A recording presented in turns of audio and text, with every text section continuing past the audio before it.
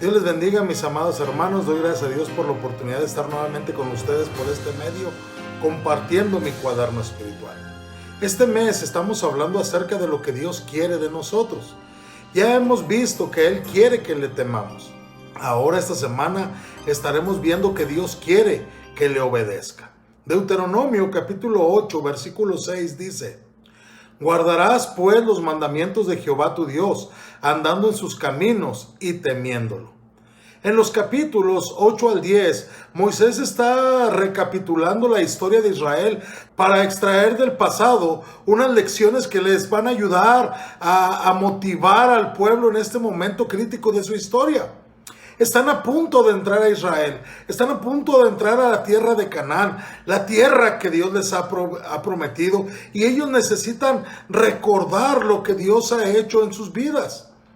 Cada ejemplo del pasado les serviría de lección para que el pueblo se prepare para las pruebas, las tentaciones que encontrarán en los días próximos cuando entren a la tierra prometida. Israel no debería pensar que la conquista de Canaán y la abundancia de la tierra prometida serían el resultado de su esfuerzo y de su talento. En su deseo de preparar a Israel para superar y vencer la tentación del olvido, Moisés exhorta al pueblo a obedecer las leyes, a obedecer los mandamientos que Jehová había dado a Israel para que vivieran y prosperaran en la tierra que el Señor prometió que les daría a sus padres. Moisés inicia su amonestación exhortando a Israel para que pongan por obra el mandamiento que él había presentado a la nación.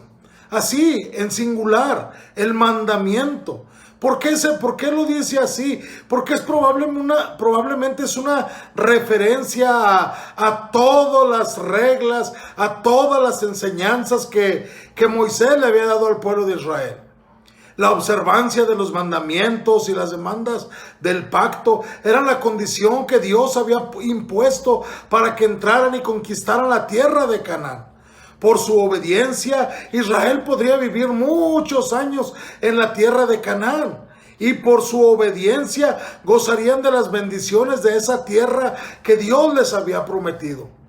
Cada israelita debería recordar lo que Dios había hecho por el pueblo durante esos 40 años de peregrinación en el desierto.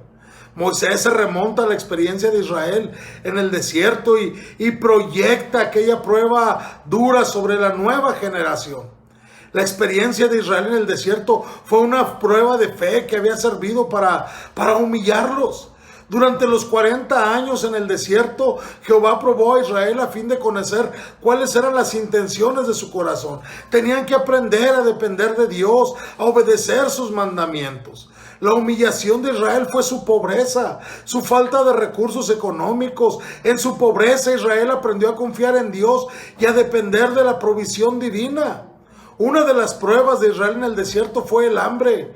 Dios permitió que experimentaran el hambre, pero por su gracia los alimentó con el maná. Ese regalo del maná era una nueva experiencia para Israel, y por medio de esa experiencia Israel aprendió una lección muy importante: que la vida humana no consiste solamente del alimento físico, sino de todas las palabras que salen de la boca de Jehová. Sin comida Israel hubiera perecido en el desierto, pero el pueblo fue alimentado diariamente por Dios. El pueblo tenía que depender de Dios todos los días, y cada día tenían que creer que Dios iba a proveer el pan para ese día. El maná fue dado a Israel para enseñarle una lección importante. Para vivir tenían que depender de Dios. Otra evidencia de la provisión divina fue que Dios hizo posible que se vistieran adecuadamente durante los 40 años en el desierto. Nunca les faltó nada, nunca anduvieron desnudos. El simbolismo ahí en el versículo 4 enseña que Dios proveyó todo lo que Israel necesitaba en sus jornadas en el desierto. El propósito de las pruebas de Israel fueron educar al pueblo para depender de Dios completamente. Moisés exhortó a la nueva generación a obedecer los mandamientos de Jehová, a caminar en sus caminos con reverencia. Andar en los caminos de Dios es obedecer a Dios. Muchos dicen amar a Dios y temer a Dios mientras que son desobedientes. La obediencia es someterse a Dios. Someterse a Dios es obedecer su palabra. La palabra temor es la adoración de Dios que produce esa reverencia en la vida de cada adorador. No podemos servir a Dios si no le obedecemos. Y no podemos obedecerle si no nos sujetamos a su palabra. Que el Señor les bendiga.